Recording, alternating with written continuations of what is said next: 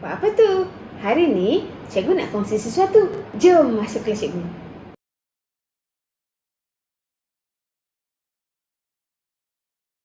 Alright, so kita nak cerita pasal pelancongan.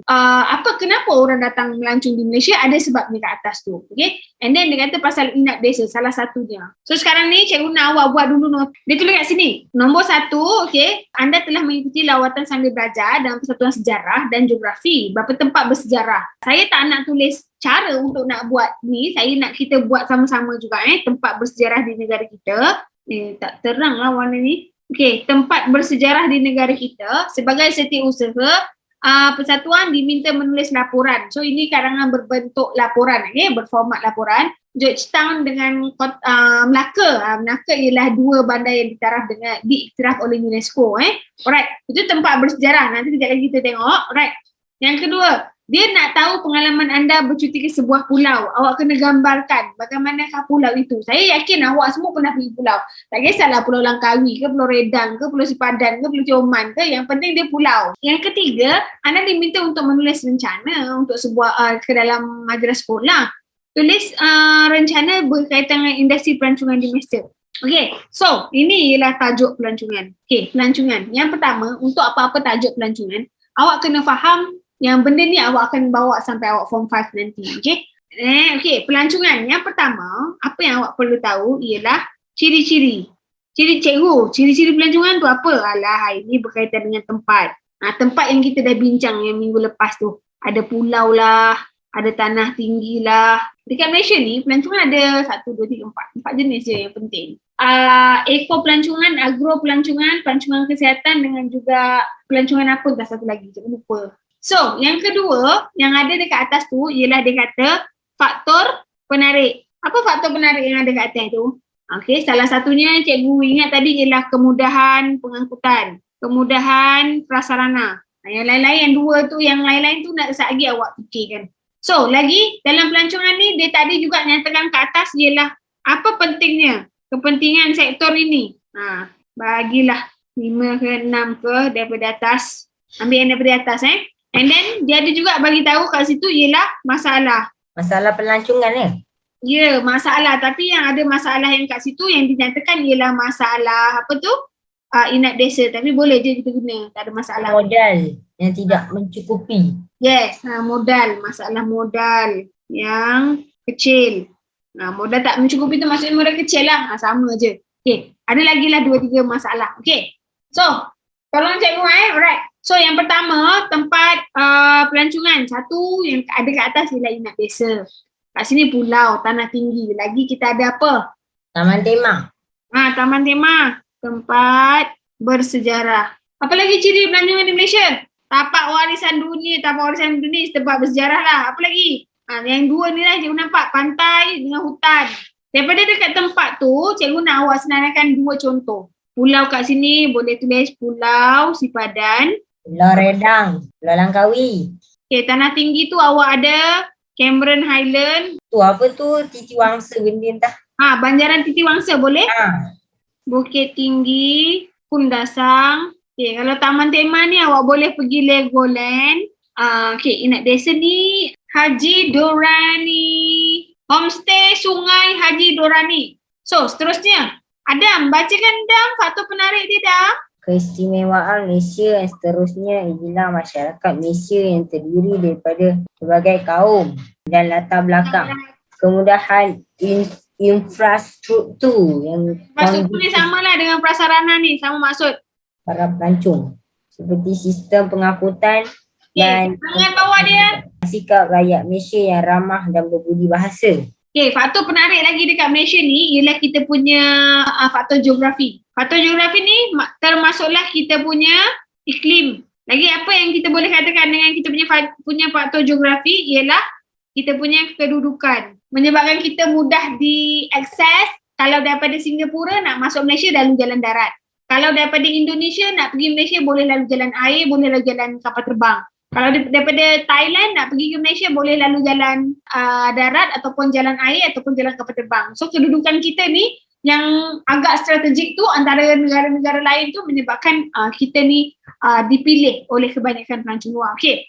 Kemudahan prasarana, baca sikit. Tadi apa cikgu nampak dia kata jaringan pengangkutan. Kemudahan prasarana tu yang infrastruktur Ya, kan. betul. Nah, cuba bacakan dia punya isi. Kemudahan infrastruktur yang kondusif untuk para pelancong seperti sistem pengangkutan dan tempat penginapan. Pengangkutan dan tempat penginapan. Okey. So, bagi memudahkan para pelancong dari luar, syarikat penerbangan nasional iaitu Penerbangan Malaysia, MAS dan Air Asia bersedia untuk membawa pelancong dari serata dunia ke destinasi pelancongan di Malaysia. So maksudnya pengangkutan ni lebih kepada pengangkutan awam lah. Kita ada kapal terbang, monorail LRT Lebuh raya darat seperti sistem transit aliran ringan LRT, Oh, itu LRT kat sini. komuter dan monorail. Jadi sebut lebuh raya kan? Dia lebuh raya dan rel. Penginapan, Segi tempat penginapan terdapat pelbagai kategori berdasarkan bajet masing-masing disiplin. penginapan pelbagai kategori. Okey. Masyarakat pelbagai kaum dan latar belakang tu apa Dam? Ramah dan berbudi bahasa. Malah para pelancong juga berasa selamat ketika melancong di sini disebabkan mereka mudah untuk mendapatkan bantuan jika menghadapi sebarang masalah. Jika rakyat Malaysia itu menyebabkan pelancong asing terdorong untuk berkunjung berkali-kali ke Malaysia. Okay, thank you. Oh, yang ramah berbudi bahasa tu yang sikap keterbukaan lah Dam. Cikgu silap lah Dam. Ni sepatutnya kat sebelah banyak kebudayaan. Allah. Lagi? Pakaian, makanan, kesenian dan pertuturan. Okay, so dah habis dah lah. Patut menarik. Okay Dam. Kepentingan Dam. Antara kepentingan industri Inak Malaysia adalah mampu membantu meningkatkan ekonomi negara. Bila Inak Malaysia ditubuhkan dengan giat, maka keuntungan yang diperoleh daripada sektor ini akan menyumbang kepada pendapatan negara. Lagi? Dari samping itu, industri Inak Malaysia dapat memperkenalkan sektor pelancongan Malaysia di mata dunia. Pelancong yang menginap di Inak Malaysia dapat melakukan pelbagai aktiviti terancang yang disediakan oleh pihak Inak Malaysia. Hal ini dapat memperkenalkan pelbagai budaya Malaysia yang terdapat di kawasan Inak Malaysia tersebut. Sekejap. Pelbagai aktiviti menarik, pengalaman baharu. Lagi? Hal ini akan menyebabkan penduduk setempat memperoleh pendapatan yang lumayan. Okey, sekejap. Peluang pekerjaan lah tu. Maksudnya benda ni akan dapat, penganggur pun dapat kerja juga. Kurang masalah pengangguran. Lagi peluang pekerjaan tu juga meningkatkan pendapatan. Kuasa beli ni maksudnya bila awak dah bekerja, awak akan dapat duit kan? Okay? Bila awak dapat duit, awak boleh beli barang.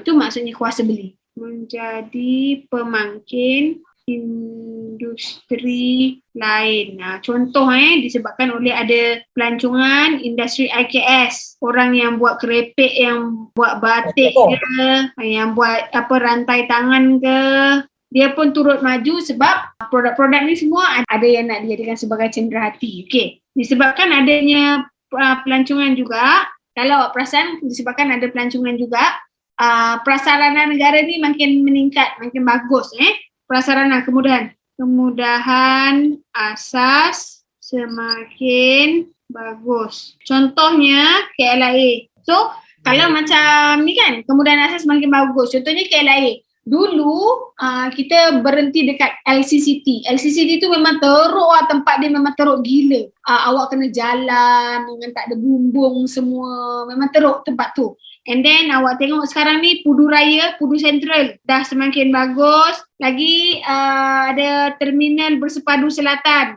Dekat sini ada bas, ada taksi, ada train, ada ERL. Ada train, ada ERL, ada LRT. Ada banyak lah. So maksudnya senang lah awak nak pergi ke mana-mana pun. Okay? This actually dia ada banyak tau. Tapi cukuplah saya kaitkan dengan yang ini sahaja. Tingkat ekonomi negara ni ada salah satu lagi ni, awak kena tambahkan satu lagi ialah aliran masuk mata wang. Okay, contoh, orang Singapura, dia pakai Sing dollar. Bila dia masuk Malaysia, dia kena pakai MYR. Jadi, dia kena jual harga Sing dollar kepada Malaysia ringgit. Jual RM1 dia kepada harga Malaysia. So, dia dapatlah RM3 harga Malaysia. Macam tu. Dia kena jual dia punya mata wang. Itu aliran masuk mata wang itu maksud dia. And then masalah. Masalah pertama ialah modal yang kecil. Kalau baru-baru ini ialah ancaman penyakit. COVID-19. Ancaman penyakit. Lagi masalah dia apa, Adam? Masalah yang Inat Desa ni tu ke? Baca je. Saya sering berhadapan dengan masalah mendapatkan modal untuk kos pengurusan dan membayar gaji pekerja. Okay. Pengusaha industri Indonesia sukar mendapatkan pinjaman daripada bank berikutan faktor ekonomi mereka yang kurang kukuh.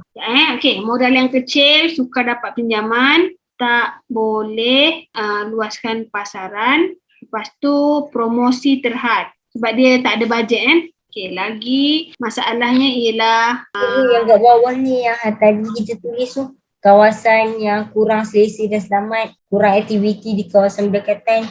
Masalah keselamatan lah. Keselamatan ni dia boleh jadi jenayah sebab ada orang luar negara yang kena scam.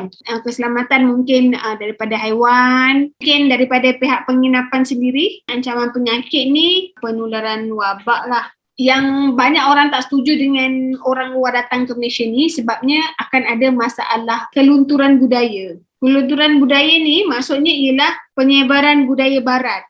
Kalau budaya barat kan seks bebas kan. So ni maksudnya ialah dia mengubah gaya hidup. Lagi kelunturan budaya ni mungkin daripada segi percakapan. Percakapan. Ada orang cakap I am look stupid when I speak Malay. Ada orang cakap percakapan. So percakapan ni semakin orang macam malu nak cakap bahasa Melayu. Macam itulah. Padahal okey je. Mak Dan tu elok je. Boleh je cakap bahasa Melayu. Tak ada masalah pun. Okay. Kelunturan budaya ni lagi satu dia akan menyebabkannya hilangnya jati diri. Isi ni awak simpan sampai satu masa nanti saya akan suruh kita sama-sama buat dia punya esei.